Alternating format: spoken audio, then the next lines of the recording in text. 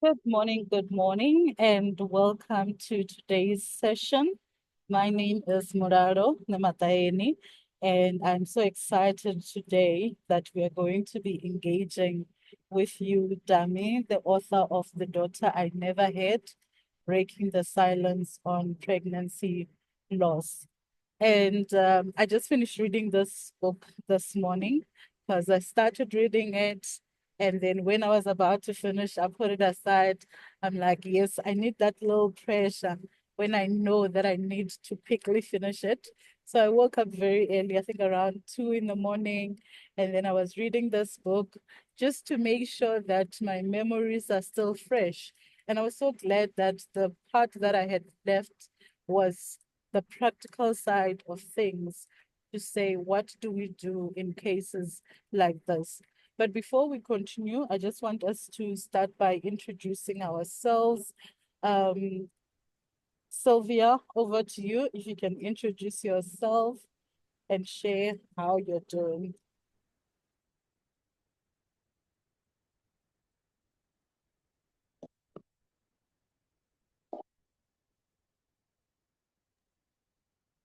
With that said, Maria, welcome. If you can introduce yourself. Good morning, everyone. I am Maria Samade, the author, the marriage coach, and the herbalist. I am fine this morning. Thank you.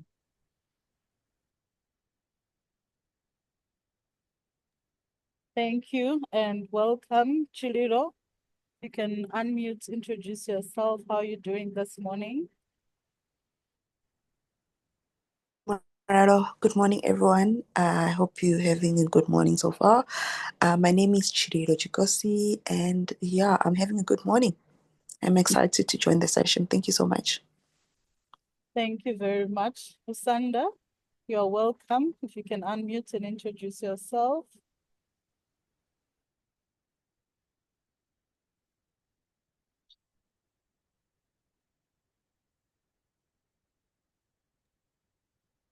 Thank you very much, ladies.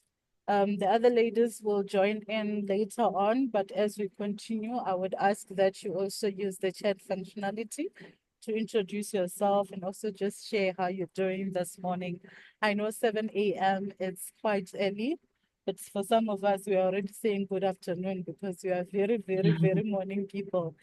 And then with that said, Tami, welcome to the session. If you can start by introducing yourself, and then you will take us through the book that you have written, the journey, and then I'll come in as well. Thank you. Good morning, everyone. I'm glad to hear everybody's fine, and thank you for joining me and Muraro this morning. I've just returned from a holiday, so I'm feeling refreshed. I came back yesterday. So, yes, my name is Tami Leotlela. I'm the author of the book, The Daughter I Never Had, Breaking the Silence on Pregnancy Loss. So, my journey into writing this book was deeply personal. After experiencing pregnancy loss myself, I felt the silence around the topic was so overwhelming and isolating. So that led me to to put pen to paper to process what I was feeling, and more importantly, to let others know that they are not alone. Because what happens after you experience this kind of loss, the feeling is that this I'm by myself. There's no one who has ever gone through that.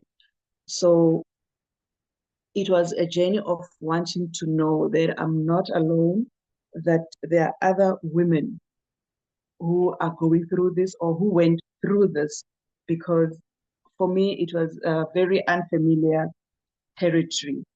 And my journey also led me to discovering that there was a lack of understanding of a grieving mother's heart. People didn't know what to say or how to interact with me.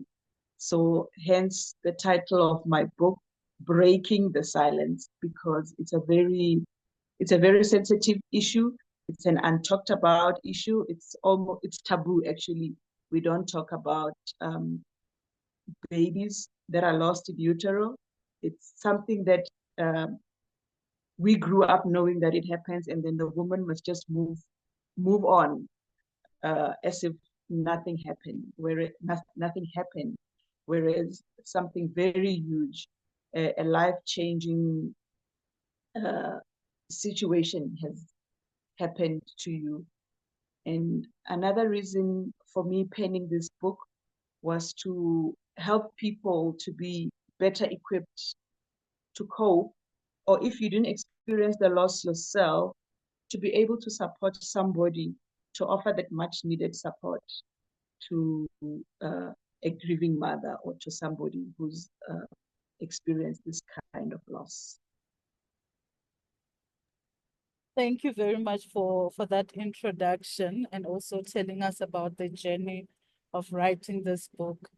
I would love to hear the effects on relationships. Firstly, on Mjolo, you speak about your partner being with you through this journey and that people do grieve differently. Take us through how that affects the relationship with your partner, the relationship with family, talking siblings and parents and church, and also in the workplace. Thank you, Moraro. Yes, death and grief does affect relationships, because these are the people that you're surrounded by every day: your family, your partner, your friends, your colleagues. So it does affect it very much. Fortunately, I have I had a very supportive family, starting with my husband. Fortunately, my mom is still alive. She was there to support me. I have two young sisters, but who stepped in. Uh, they became my big sisters actually, because yeah, I was weak. I was going through life, and my husband and I sort of had an understanding, a silent understanding. I think that goes into having been married for a long time. Um, we had an understanding that we would grieve differently.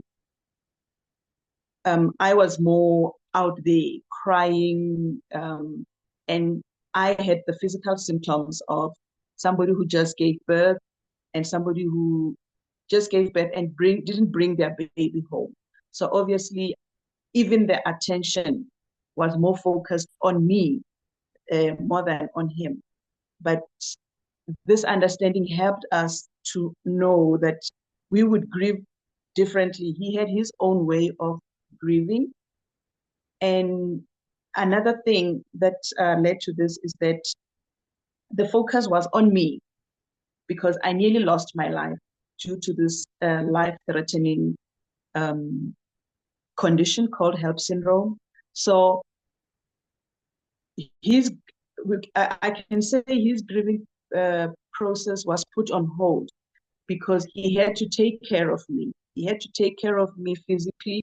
He had to take care of me emotionally. So it was sort of, his grief had to be placed on hold. And later, well, it did come up, but it did not affect, fortunately, it did not affect our relationship. And with my mom and my sisters, it brought us closer together, because I had to speak up. Sometimes I didn't even know how to express what I was feeling. For example, I asked them after I came back from the hospital, I asked them to please give me space to go, and they obliged. But immediately after they left, I realized that I need people around me. This was new territory. I wasn't used to this. I thought I wanted to be alone, whereas I needed to be with people. When it comes to my friends, there was awkwardness, because at first they didn't know how to carry themselves around me. They didn't know if they should ask about should they talk about the baby? Should they even bring up the subject? Hence, I wrote the book involving them, interviewing them. I needed to understand what it is like to be a friend of somebody who's lost a baby. So I went and interviewed them. I asked them, why are you acting like this around me? And they gave me feedback. And that really helped me to understand that they also don't know what to do. They don't have the resources. They don't have information. So my book now is helping a whole lot more people who are in this situation, who don't know how to care for or to comfort somebody who's experienced this kind of loss. Thank you so much for sharing. When you mentioned about your younger sisters being like big sisters, that's me on other days. I'm the big sister, and then I've got two younger sisters. And sometimes I write on my status, today, I just want my big sister. And also just being able to rely on them and have those conversations that I would have with them if I had a bigger sister. So it just shows that some of the experiences do bring us close together. And talking about Yes. sisters, when I was reading this book, I was sharing as well with them. My younger sister, the one that follows me, is a professional nurse. And then I asked her if she knows about the HELP syndrome. And she's like, oh, that one, that's written with a double L. I'm like, yes. And she's like, I've heard about it, but I don't know much in detail. So it was one of those things that we could have a conversation about, me sharing what I read and her sharing what she knows. And I know that some of the women that are here in this group haven't read the book since it's our October read, and I'm sure they will find out more when they read the book. But briefly, if you can just take us through this HELP syndrome, what is it? And did you know about it before you were diagnosed? Okay. I've already opened to page 54 of the book. There's just a brief definition there. It says HELP syndrome. It's actually an acronym which stands for hemolysis, elevated liver enzymes, and low platelets. So HELP syndrome is a life-threatening pregnancy complication, usually considered to be a variant of preeclampsia. Both conditions usually occur during the later stages of pregnancy and soon after childbirth. So I was going through my perfect pregnancy. I was at 6 months, 24 weeks already. Everything, all my checkups were going perfect. You know what? Nothing could go wrong. It was just a matter of 3 months, and then my baby girl would be here. Then started the symptoms of HELP syndrome. Now, the symptoms of HELP syndrome are very sneaky because it mimics pregnancy, your normal pregnancy symptoms. For example, your swollen feet at 6 months, your feet normally swell, headaches, shortness of breath, things that if you ask somebody more experienced, I went to the doctor and they said, no, around the stage of pregnancy, you should experience that. And that went on for about a month. In October, it would come now and then, but then suddenly one day in November, I had this stabbing pain below my left breast. It was so severe. It felt like a muscle pull, like a serious muscle pull. And I knew that something is not right. Then we went to the doctor, and immediately the first thing that he did, he checked my blood pressure. Blood pressure was high, was over 200. Then I went for a scan. They checked the scan. Baby's okay. That's all I needed to see. Baby's okay, baby's fine. You know what? You just stabilize this blood pressure. And then, after this, I'm going to go home. I'm going to be fine. As long as baby's alive and kicking, I'm fine. But the demeanor of the doctors, the way they carried themselves, in hindsight, I could tell that this was more serious. But when you're pregnant, the only thing that you want to see is your baby alive and kicking. After a few minutes of being checked in the hospital, I was transferred to another hospital. I didn't want to believe that I'm being transferred because things are getting worse, because I was feeling better. Then we get to the next hospital. I'm stable, I'm fine. But first thing in the morning when I wake up, when I open my eyes, I'm surrounded by doctors who are looking very concerned. And I know that in my sleep, I had this throbbing headache, but I was half asleep, half waking up. That's when I got the news that I have HELP syndrome. Now, to answer your question, Muraro, that was my first day ever hearing of the word, of the name HELP syndrome. And they tried to explain to me how serious HELP syndrome is, that the baby has to be delivered immediately. Because if the baby is not delivered, it's either going to be me or the baby, or both of us. So the best thing to do right now is to deliver the baby. So mind you, I'm trying to process all of that. I've been praying. I know that I'm going to be discharged this morning. Everything is going to be fine. Then now I'm being told that this is an emergency. The baby has to be delivered because of this HELP syndrome, which I had never heard of. That is why after everything happened, in my search for answers, I used to ask anyone that I would come across, whether I'm standing in a queue at the till, in the bank, I would just start a conversation with the teller. Have you heard about HELP syndrome? Anyone, Jay, I would just ask, have you heard about HELP syndrome?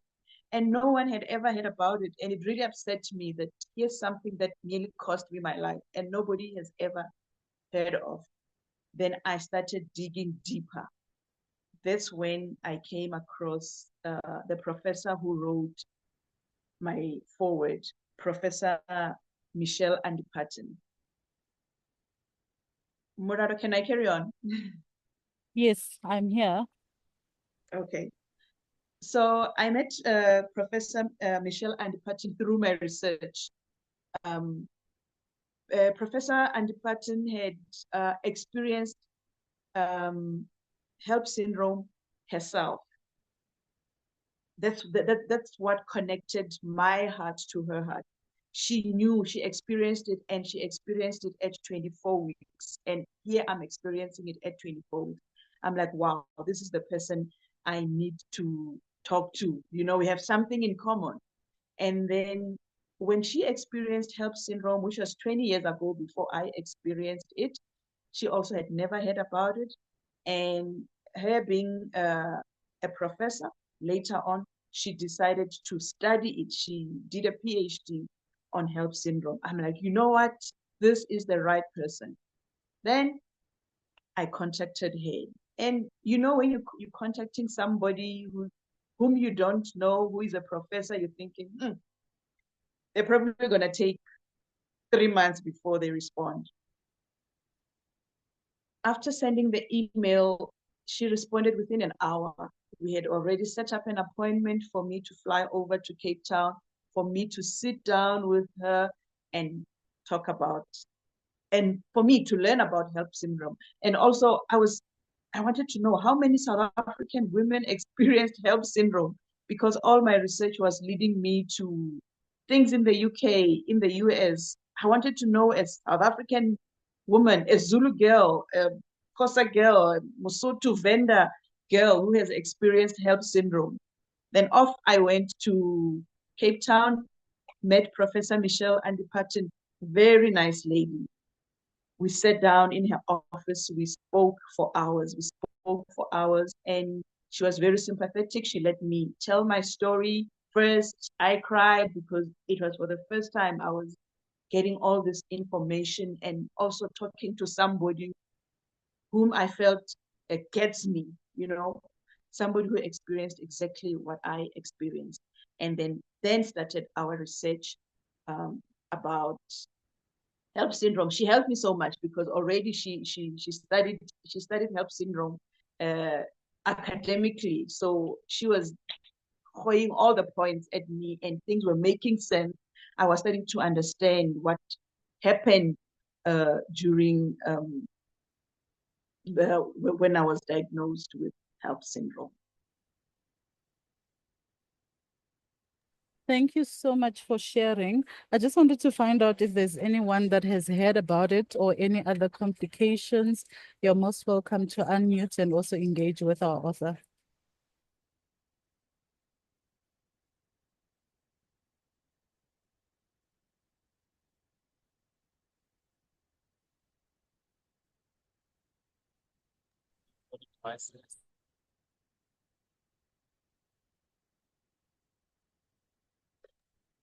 Ladies, you're most welcome to unmute. There's also information on the chat.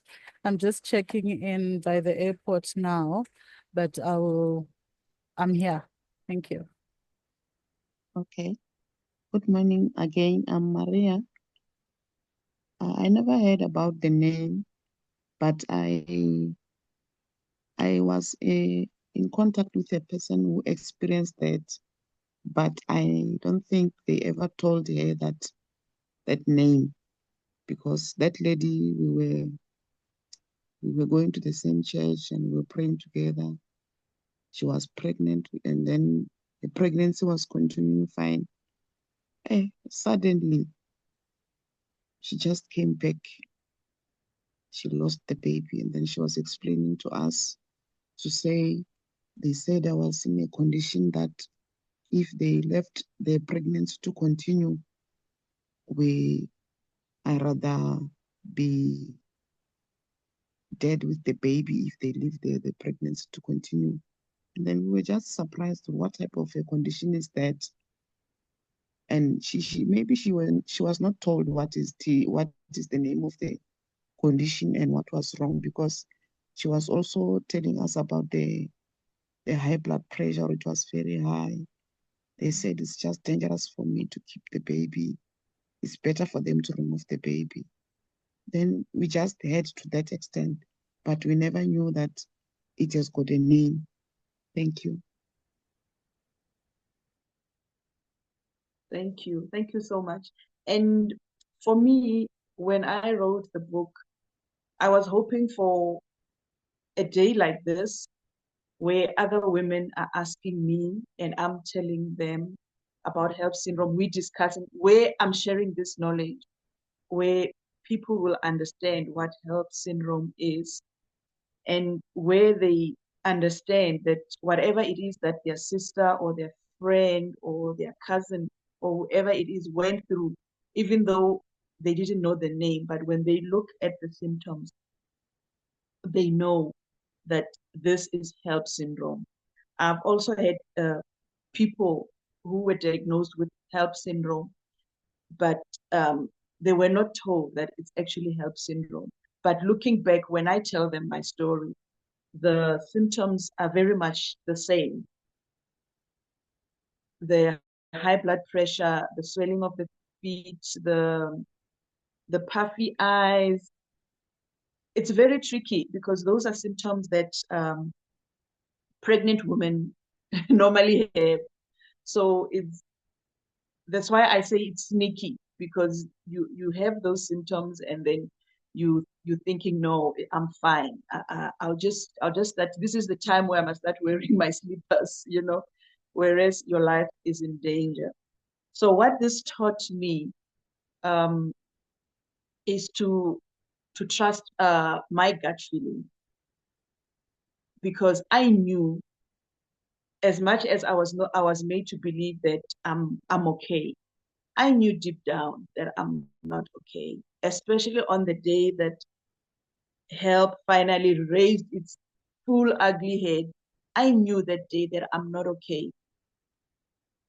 And even though the doctors were saying otherwise, my gut feeling told me that, you know what, you are not okay. Is your baby okay? So that gut feeling, it also helped when my sister fell pregnant and she was starting to experience similar symptoms that I had.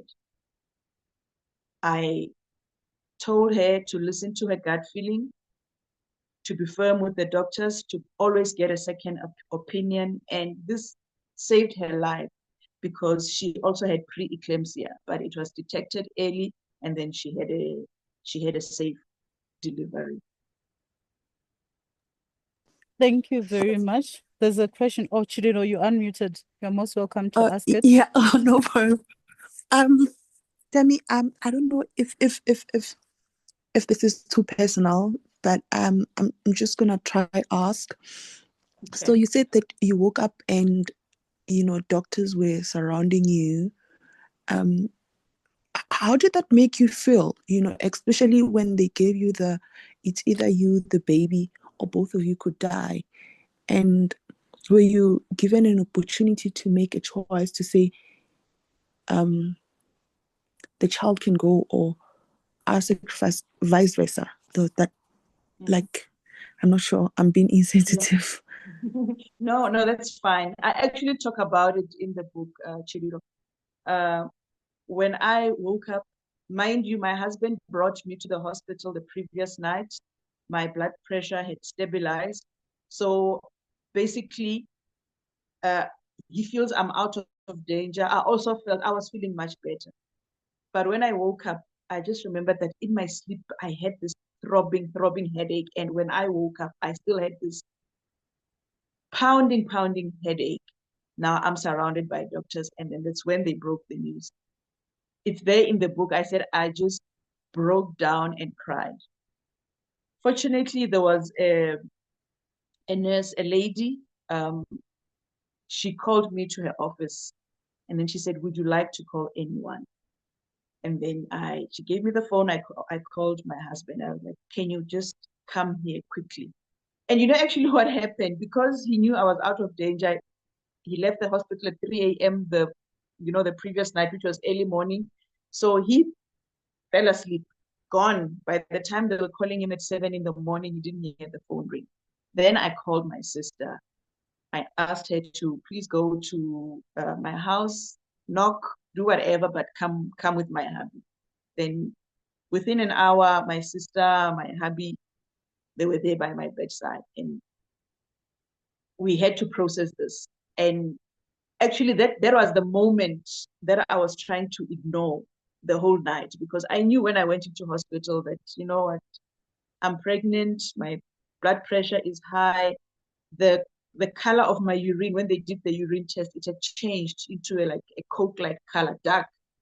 And I used to drink water. It scared me. But I didn't want, being the positive person that I always speak positively to myself. I kept on talking to my baby, telling her, we are fine. Tomorrow morning, baby, we're going home. So I've been ignoring the reality of the matter. I've been praying, telling God that if there's one prayer that he has to answer, let it be this one. He can ignore all the other prayers. Can he just save my baby? So now, when they broke the news to me, that's when all hell broke loose. Everything that I was trying to hold together, everything just went loose. I just cried. I just sobbed until my husband came and my sister came and they tried to hear the story. And we called my cousin who has been a midwife for 20 years. And within no time, she was there. She's the one that tried to explain that, you know what, this is a life and death matter. The baby has to deliver. And yes, we did decide to go with the baby being delivered. Fortunately, I was able to be induced. I didn't have a C-section. I delivered naturally. So I was very fortunate. I'm happy for that I don't have scars of a baby that I don't have. I know other women that I interviewed. The scar is a reminder of the baby that they brought to earth but never took home. I don't know if that answers your question, Chiru. Yes, it does. Can I ask one more question?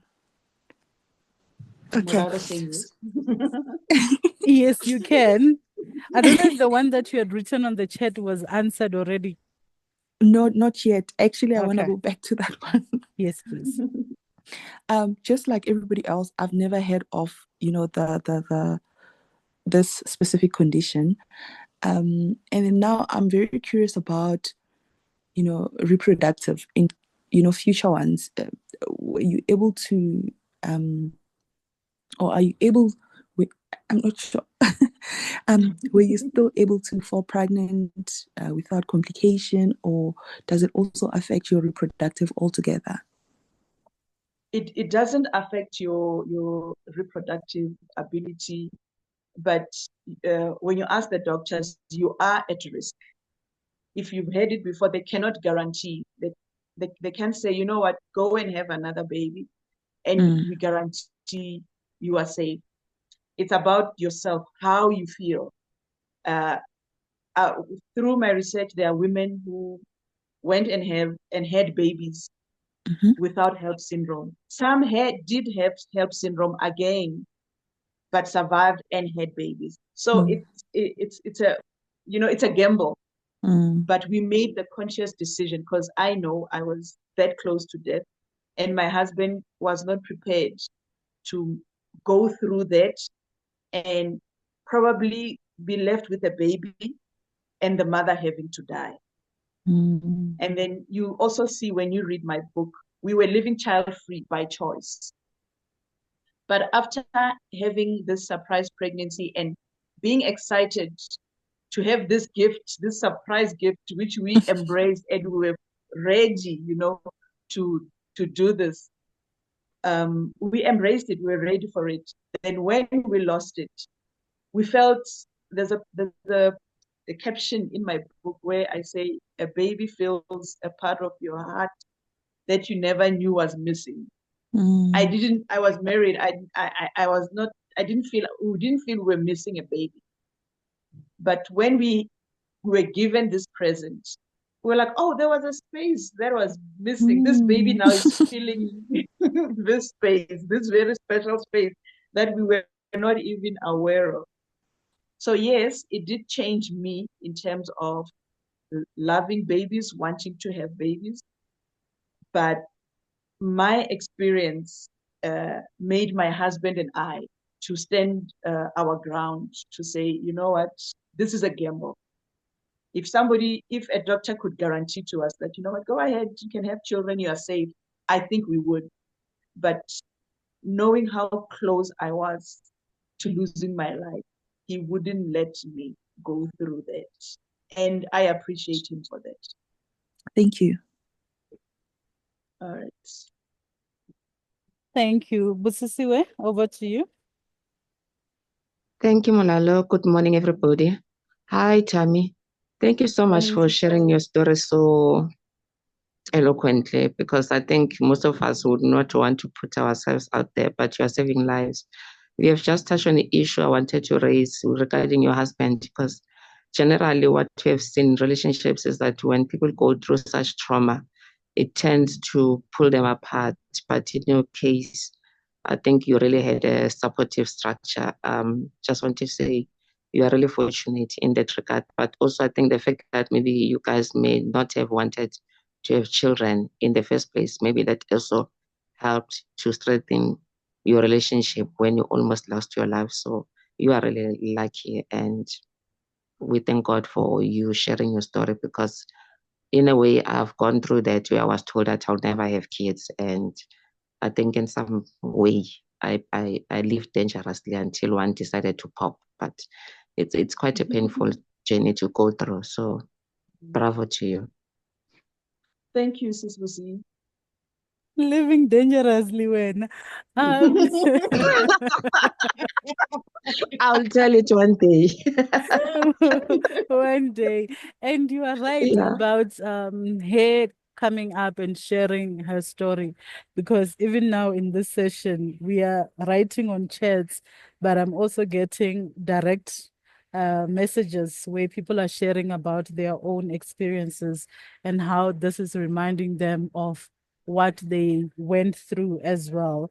But we'll make it a safe space, and then later on, and maybe when we do the book review in October, maybe they will be comfortable enough to share about their own experiences.